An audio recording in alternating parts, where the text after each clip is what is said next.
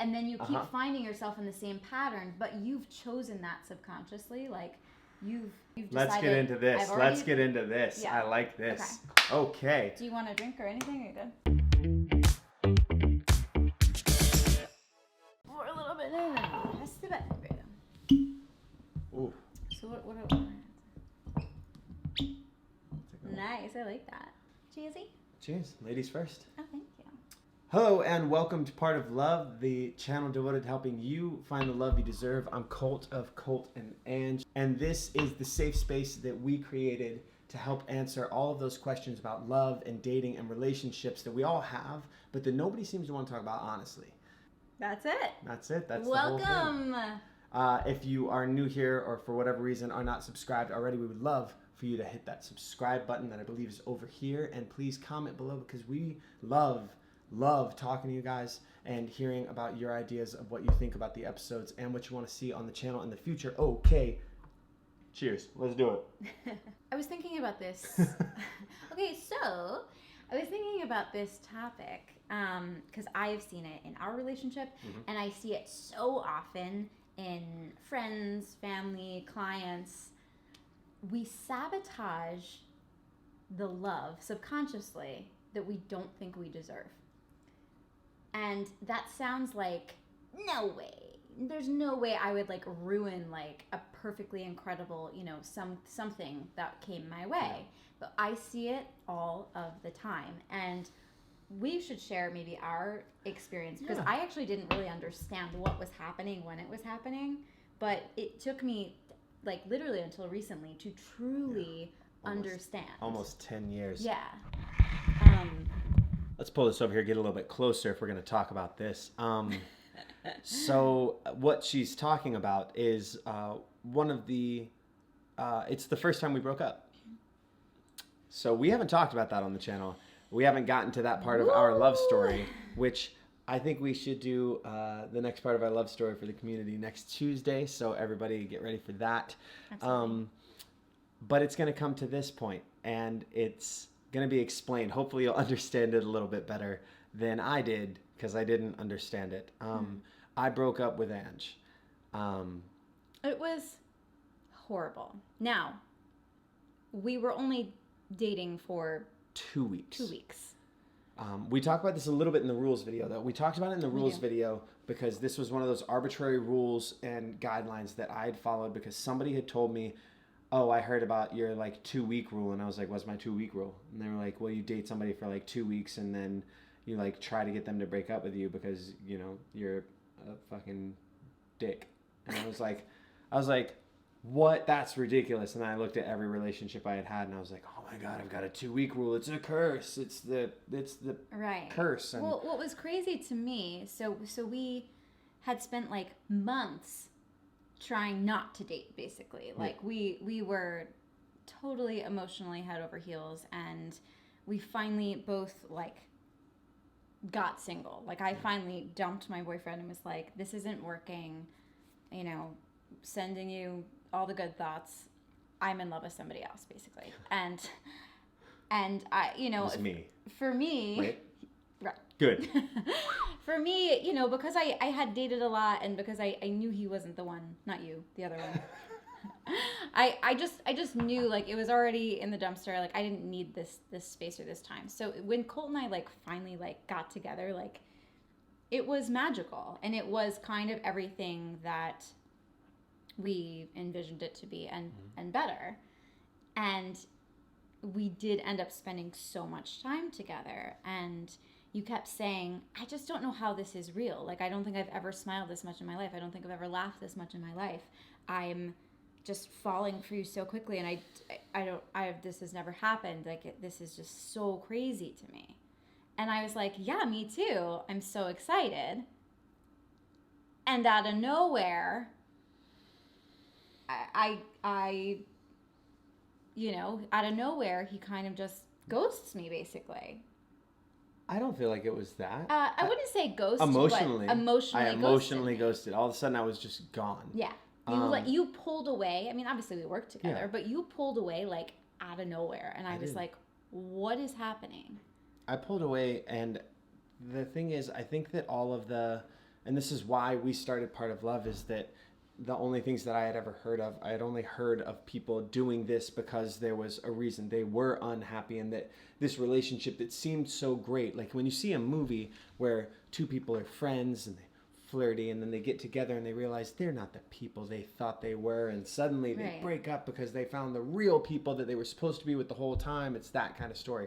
That's not what happened here. I was living a fairy tale. I was living the first 2 weeks of the fairy tale I'm currently living over 10 years later. The problem was I had two things.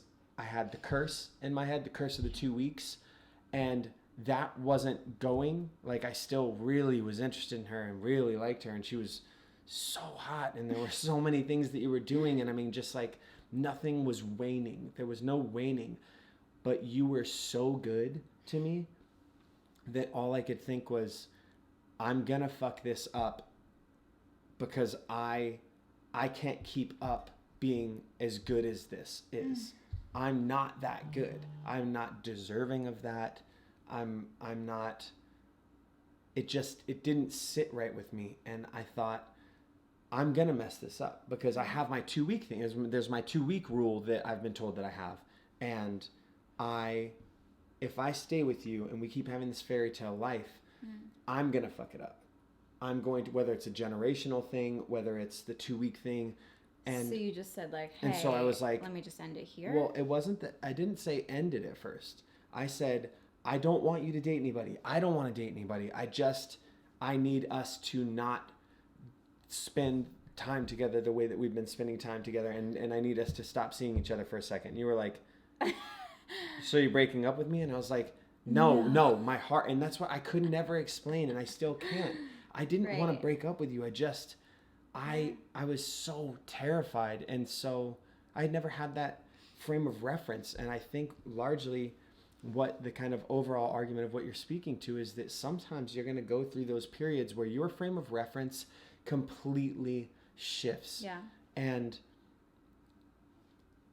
it's necessary to go through those things. We think about the bad times as things that we try to keep those at bay, but sometimes we try to keep incredibly good things at bay, especially if we're used to the bad things. Yeah, we get addicted, and I think that's where, P.S., I'm very excited to talk about, because I feel like people are like, wait, so what happened? Did you stay broken up? Did you, like, what happened? Either way, I'm very excited for that.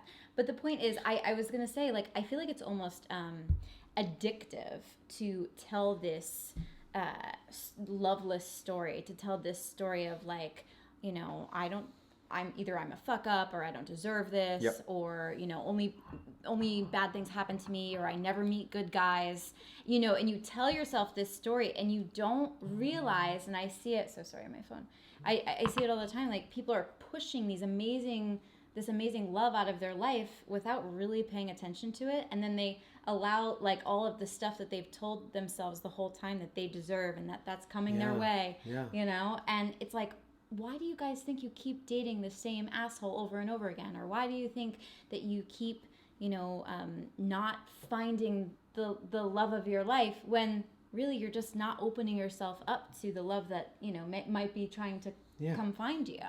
I think, and I want to make sure that this doesn't get kind of co-opted into the conversation of just accepting love that's good enough. No, of course that's not at all what we're saying. We've talked a lot against that. Yeah. But this has to do with self-awareness. Again, it's that full circle of knowing yourself and of loving yourself and of all of that, of being the full circle of your own potential, as it were. Mm-hmm. And I did love who you were. I did love all the things that you were. And I just thought, no, this is going to run out. Because what are we told? What are we told by everybody in society? I mean, first off, there's a 50+% divorce rate in the country. Right. There's a ton of us who grew up in households that were divorced homes, or separated homes, or watched divorces happen. Then you have Hollywood on the other side that's telling you that it's only the fairy tale or bust, and so you've got this odd dichotomy of these two situations, and you're trying to find the truth in the middle ground, mm-hmm. which is again the goal of this channel, is to show you that this thing that they're talking about is a huge part of it. Yeah. But this is also a necessary thing sometimes. Breaking up is sometimes the best option. Absolutely. But because we don't have a frame of reference for that, I think that a lot of times we just kind of get, we just go with what we know. And, right. And in my case, what I knew was being unhappy and wanting better. Right. And so when I suddenly had better, I was like, so when does this like go down? You were waiting for the other shoe to drop. Yeah, the whole time. I still was like, didn't understand. When was I going to walk in and you were going to be tired of being around me? When was I going to be tired of being at your place? You almost wanted to like beat me to the punch. Yeah. Oh, 100%. I was like, you're not going to break up with me. I'm not going to be hurt. I can hurt myself. And what a crazy... Thank you. I'm not saying you have a crazy mindset, well, but like, I mean, I think... Yeah, and I'm sure I was like that with no, you're people. Totally crazy. You're a crazy person. I'm totally That's crazy. Okay. That's totally fine. But like, I think at that time I had just accepted like I am choosing a different path for myself. Like we are going to the next level, and I just got there a little bit sooner. Yeah. Because trust me, I also had my slew of programming that I had to unprogram. Yeah. But I also, and I don't want to give away the story, but I made a decision that was good for myself. They kind of know the ending. Yeah, well, no, but the in between time, they know the end. Yeah. I mean, surprise. But what? Yeah, we did it. Oh my god. I win. But the in between time, I made a really good choice for myself. And yes, I think you did. For you. Yes, you did. I don't know if I should save that for No, story. let's not talk about that just yet. But it's that narrative, and so I actually, without naming any names or anything, I have a friend in my life, that I was just made aware of like a situation that they're, I think, struggling with, and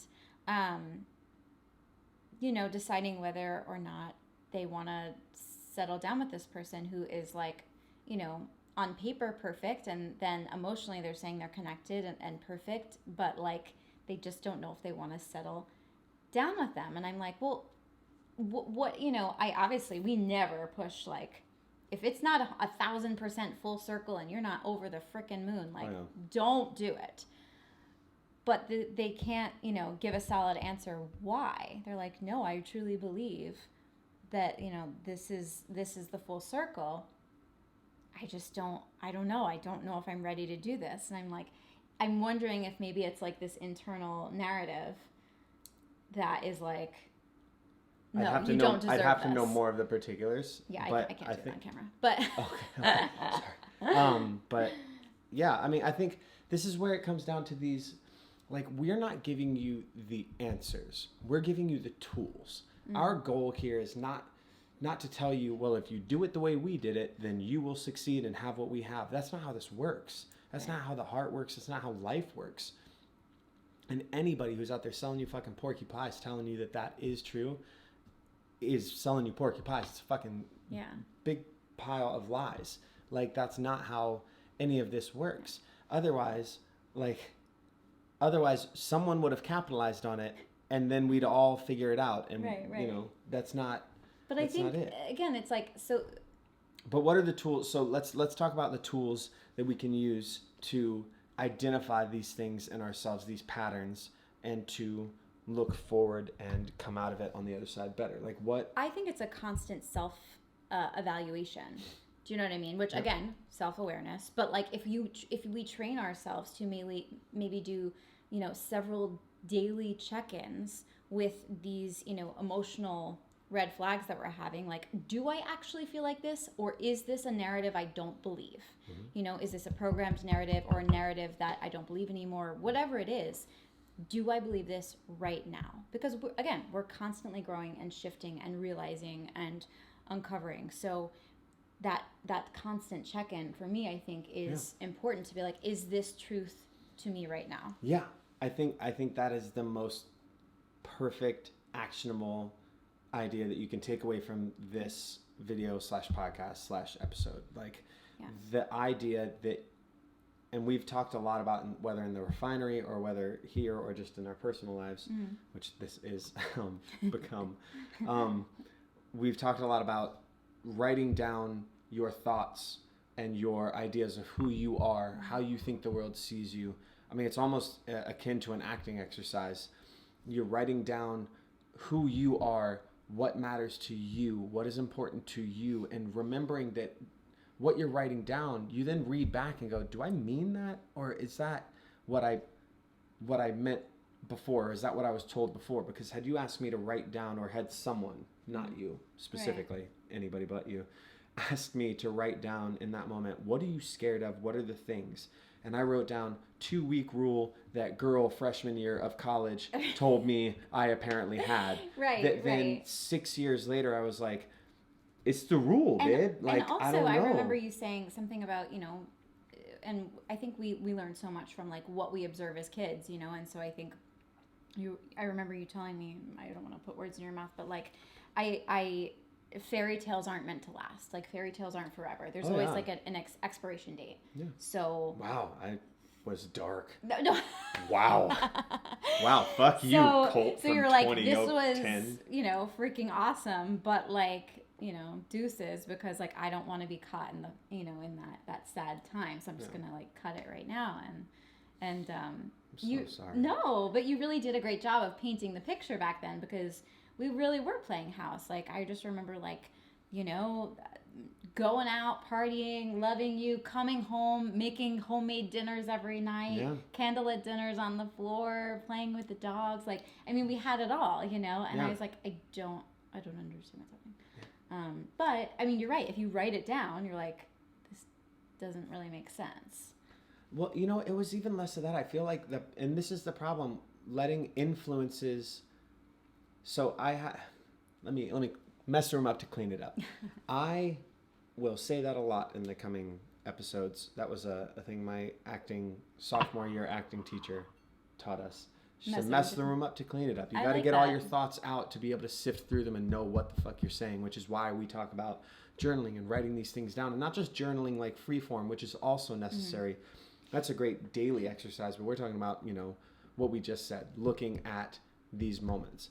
But to mess the room up, to clean it up, I probably was reading some cynical bullshit in some book and took it as my new opinion because it sounded catchy. Right. That was something I did so often, and it was because we talked about this about halfway through, like I would say 3 or 4 years in.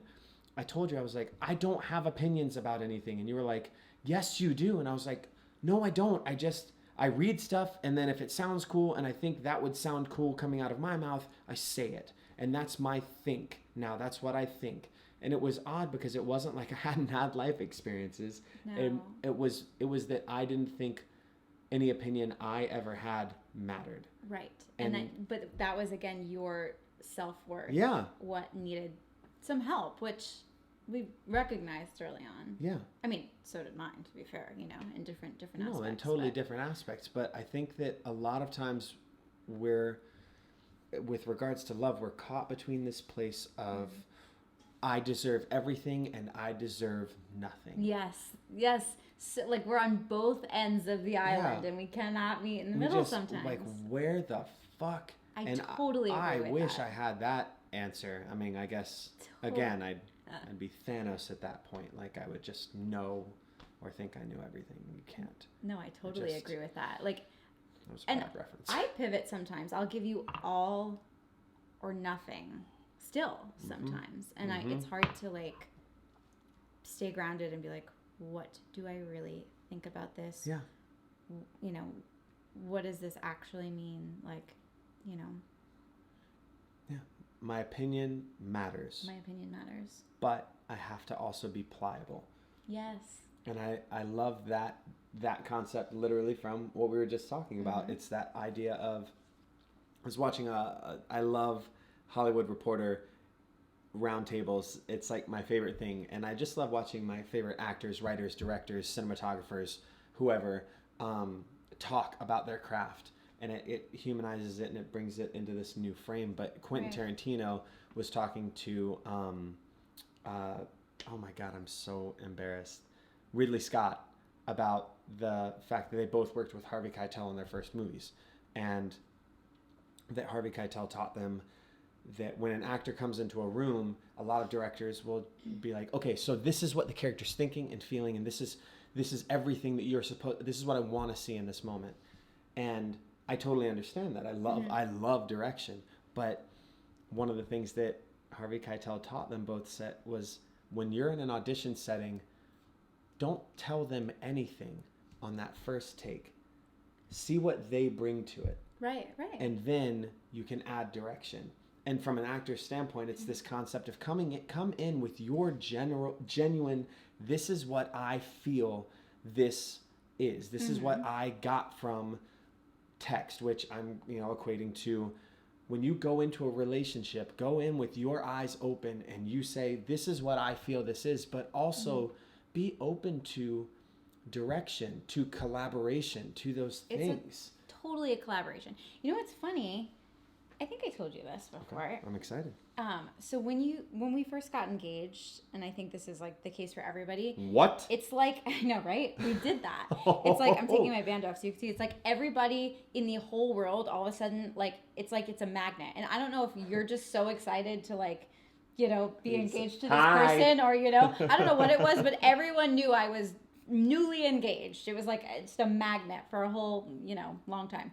And, I was in an elevator in New York with this cute old couple, and he was so like proud to like have this little old beautiful woman on his arm, and they were like probably in their 90s, like so cute though. And he goes, "That's a beautiful ring, darling." And I was like, "I thank you so much." He was like, "When's the wedding?" And I was like, "I don't know." That's another story, but soon. So hopefully, he was like, my best piece of advice is to stay flexible. That's how you'll have a long and beautiful marriage. And I said, thank you, and I got on the 126 back to Hoboken, and I was like thinking about it, and I was like, that has to be the key. I think that is the best piece of advice I've ever gotten, just for any relationship ever, but especially for marriage or however you want to couple off. Yeah. You have to stay flexible because it's part of growing. It's like sometimes one's going to grow a little quicker than the other, or vice versa, and you just got to be able to maneuver together and stretch and bend and knowing where that breaking point is. Yeah. And again, it's not some measurable thing where someone says, look, if it's been this many years, or it's been this many weeks, or it's been this many days, that is a person-to-person, interpersonal and intrapersonal relationship.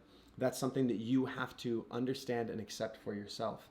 And when that breaking point comes, you have to trust your instincts. Yes. Trust your gut. Fucking roll with it. And if it's, I'll tell you what, since that situation was resolved, and since you took me back,